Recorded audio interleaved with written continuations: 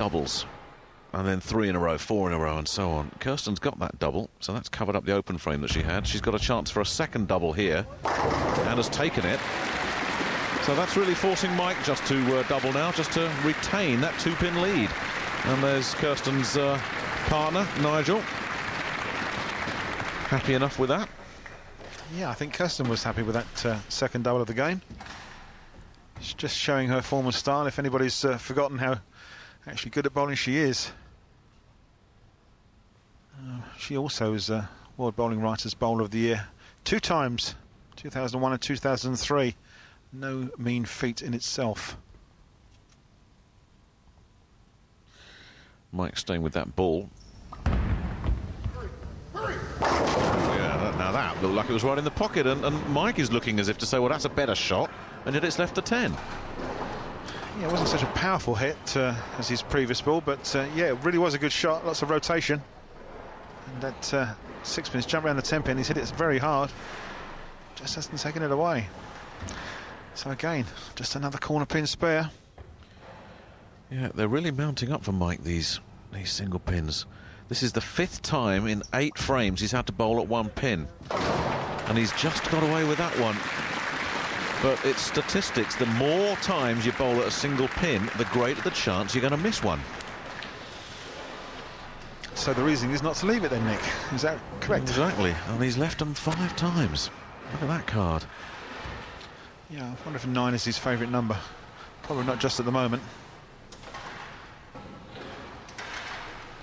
Kirsten's favourite could be 10, because she's looking for another one in the foundation frame. It's frame number 9. She's working on 2 strikes.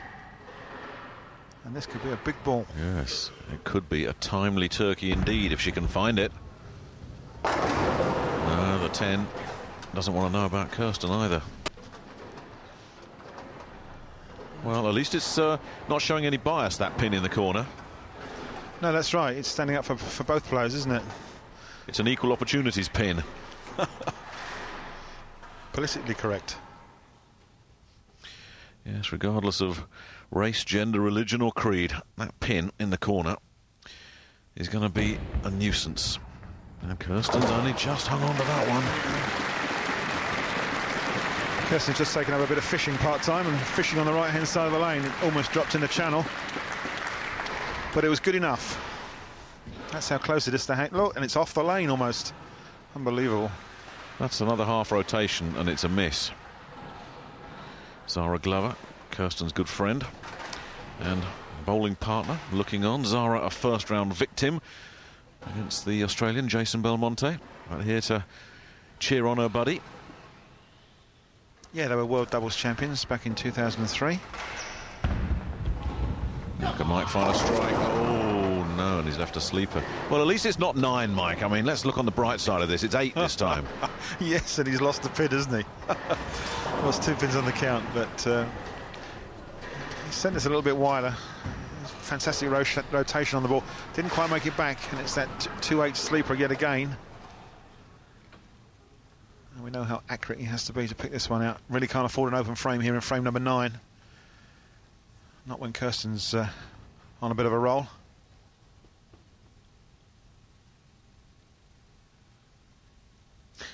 There's never been more than 9 pins in this match.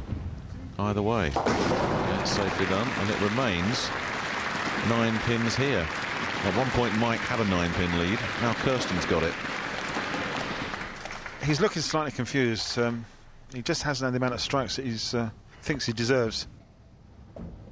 Question now, though, as we go into the 10th frame of this first match, who can build some momentum to take with them into the second leg? Kirsten's got the first opportunity. Wouldn't a strike be timely here?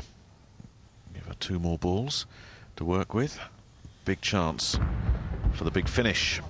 Oh, that 10, look at it.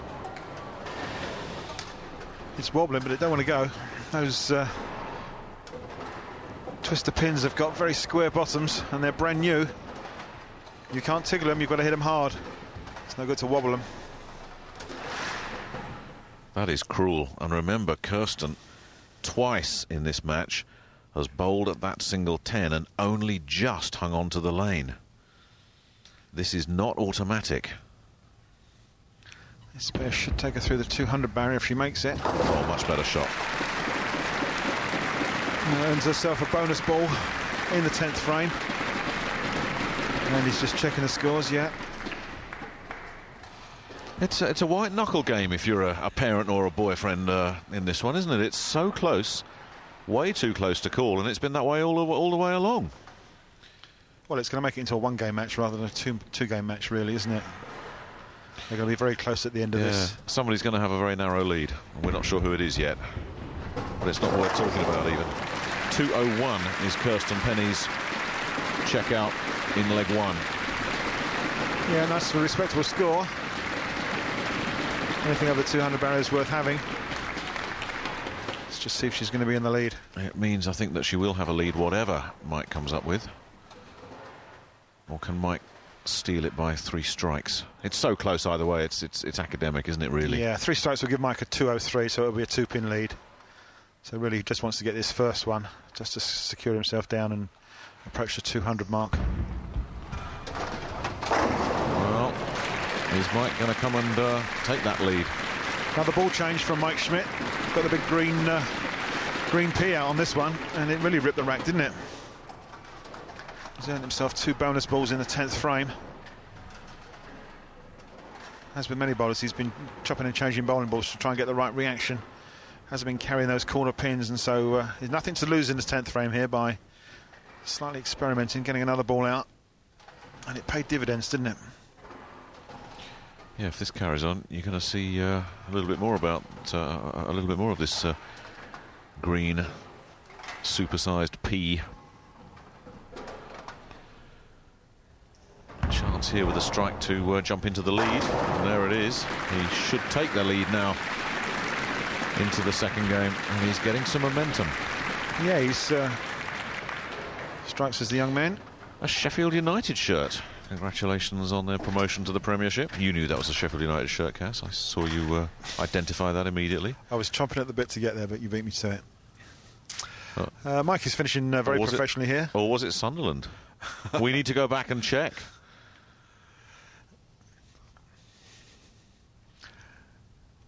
Strike here from Mike Schmidt. 203 and a 2-pin lead. And there it is. Great shot, great finish, 3 strikes in a row.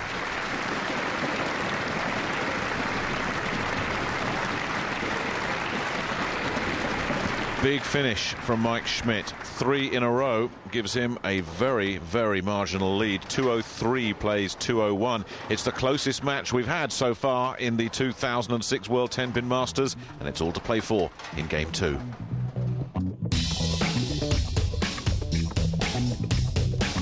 Just before we start Game 2, PBA pro Chris Barnes takes a look at the oil pattern on this single lane.